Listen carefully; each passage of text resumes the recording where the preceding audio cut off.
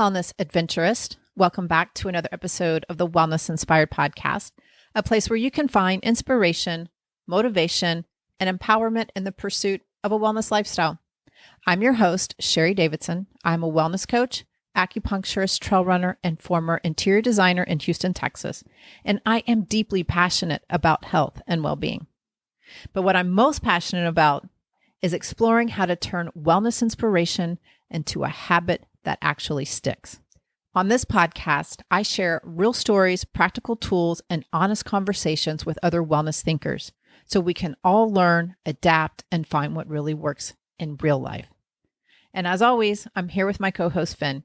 And if you're new to the podcast, Finn is my terrier mix rescue dog, trail runner, and loyal companion. He is also a therapy dog and greeter at Element 5 Acupuncture and Wellness. And today I'm super excited because we're diving into something that's been showing up a lot in conversations with clients, friends, and honestly, in my own life too. There are so many wellness practices, tools, and trends out there. From infrared saunas to somatic breath work to journaling under a full moon. It can feel like we're always discovering something new to try. But here's the thing. When we approach wellness with a try-it-all mindset, we can end up feeling scattered and burned out instead of nourished. So today, I want to take the opportunity to talk about how to explore wellness with curiosity, not pressure. Because real sustainable wellness doesn't come from chasing the next big thing. It comes from staying open, playful, and honest with yourself and what actually supports you. Okay, I'm super excited, so let's jump in.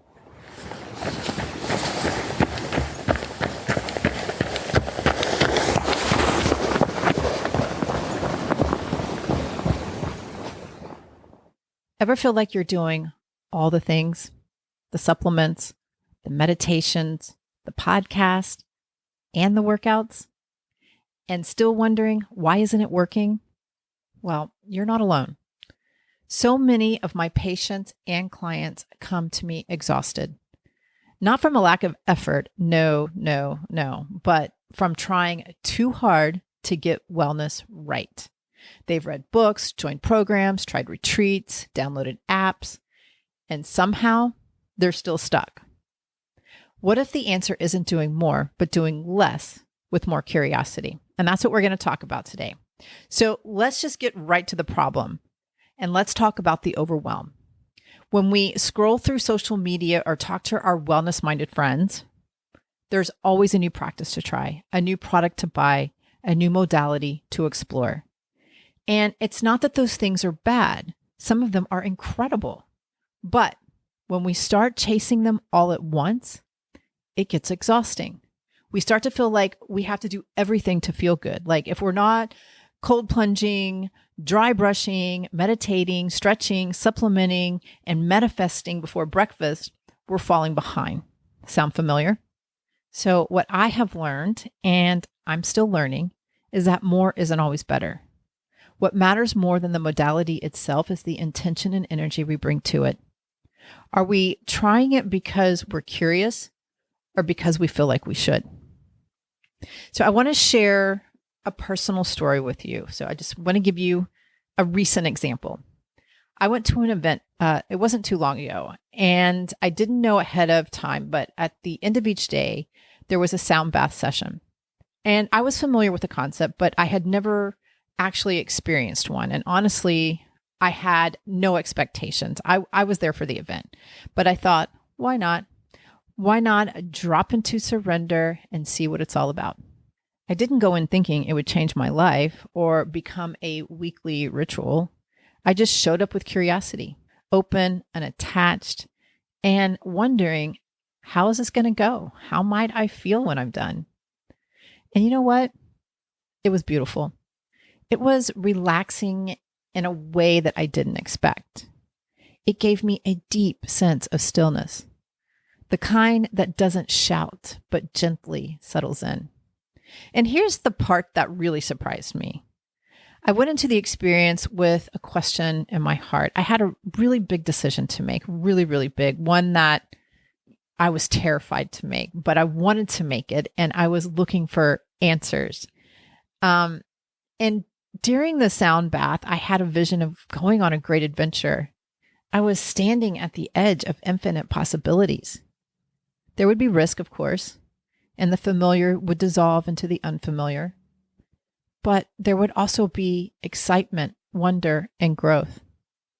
And that's when I realized I wasn't just relaxing, I was remembering what adventure feels like and how much adventure excites me. And I realized in that moment how important adventure was in my life.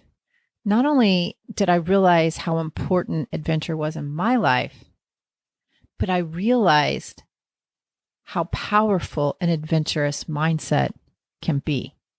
If an adventurous mindset enabled me to say yes to the scary decision that I had to make, if it made me say yes, that yes, I was going to be faced with uncertainty, because you never know what's coming next. But that's also part of what makes it alive. If I got curious, like, what if I did do this? What if it did turn out this way? And also to understand that there will be challenge. Not everything will be smooth, but that's where growth sneaks in. And presence. You have to be mindful and present because you have to be awake to navigate the adventure. Because if you don't, you could make one wrong step and fall off the mountain. So presence is so important. And then transformation, not because you set out to change, but because the experience shifts you and you're never the same. That moment, the sound bath, was about the bowls, the breath, and the vibration. But not just for their surface effect, right? It was about how those elements created space for something deeper to rise, a different kind of knowing, a quieter kind of clarity. Not only did I make a huge business decision, I also knew that this adventurous mindset had to be the backbone of Wellness Inspired. In my curiosity and practice story, you might be wondering if I'm going to become, or did I become, a sound bath regular? Not yet. And this was in October. So I haven't been to a sound bath session here, but I did find a place in Houston. It's on my list. I do think about it. It pops up every once in a while because I had such a great experience. But I haven't taken any action to do that. And sometimes I think that maybe just in that moment, it's what I needed at that time. But I'm sure I will have another experience, because the experience did open something up, a pause, a vision, a connection back to myself. And that to me is at the heart of curiosity. It lets us explore without attachment. It invites us to taste something new without needing to adopt it as a lifestyle or identity. It keeps wellness from being a rigid checklist and brings it back to what it was meant to be: discovery, connection, and the courage to try, even if we don't know where it will lead. That sound bath didn't just give me stillness. It shifted something. It reminded me that presence is often more powerful than productivity. And since then, I've been approaching new wellness practices with a little more space, a little more breath. I'm less interested in stacking things and more interested in experiencing them. Not to become an expert, just to stay curious. So, how do we practice curiosity in a way that feels grounded, not overwhelming? Here are a few ways I try to keep things in check. Number 1, start with intention. Before I try something new, I pause and ask myself, why am I drawn to this? What am I hoping to feel or learn? Sometimes that moment of reflection helps me realize, am I acting from pressure and not presence? And that alone can shift everything. Other times, it helps me anchor into my why, so I can explore the practice with more clarity and less noise. When I went into the sound bath, I had no expectations, but I did set an intention because I am familiar with sound baths and it's a meditative experience. And I'm very familiar with meditative practices. And I went into it with the intent of it being a contemplative meditation because I had this huge decision I was trying to make. And I was looking for answers. I was, looking to trust my intuition to see what messages I would get. So that's how you set an intention. What do you want to get out of this? What do you want to get out of this new experience that you're about to have? Okay, number 2, try one thing at a time. I'll be honest, this one is hard for me. When I get excited about a new idea or practice, I want to do all the things right away. That's the Aries in me. But I've learned sometimes the hard way that layering too much at once makes it impossible to tell what's actually helping. Now, I jot down all ideas I'm curious about in a notebook or on my phone. I use the Notes app.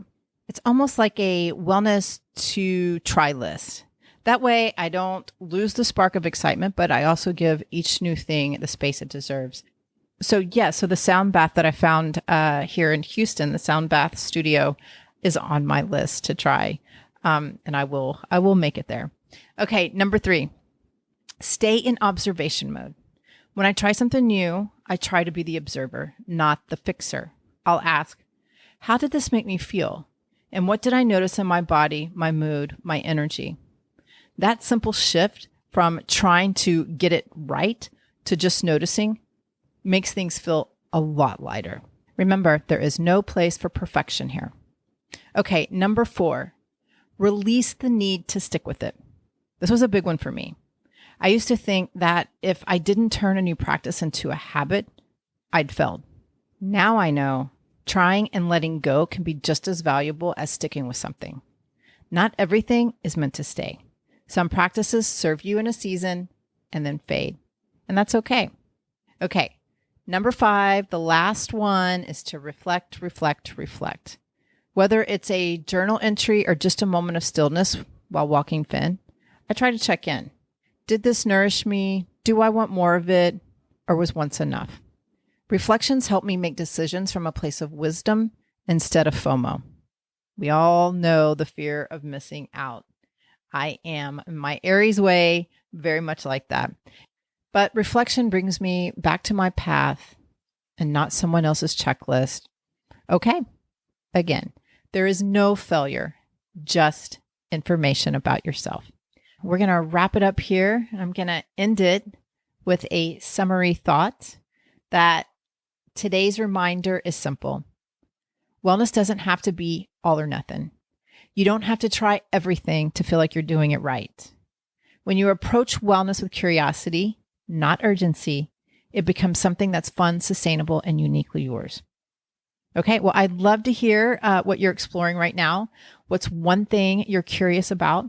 Not because you feel like you should, but because you just want to see what it's like. Okay, so DM me, tag me, or send me a voice note. I'd love to hear your stories. And sneak peek, I'll be chatting with different people in the wellness world to explore what they're offering, what's working and what's not, and how we can all stay curious without losing ourselves in the process. Real talk, no hype.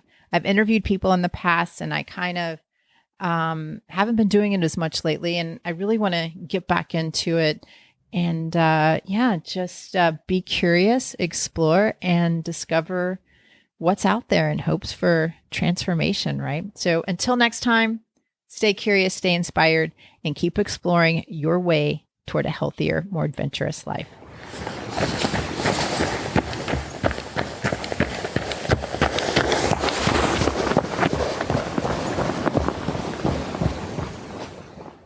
If you like what you hear, please subscribe to the podcast and share with your family and friends. You can also give me a rating and review wherever you listen to your podcast. It helps others find me as well. To get updates on new episodes and wellness inspiration in your inbox, please join the Wellness Inspired community. Go to thewellnessinspiredpodcast.com to sign up. I'll put the link to the website in the show notes so you can click and join. Also, there's a Facebook community at The Wellness Inspired, and you can follow me on Instagram at wellness_inspired.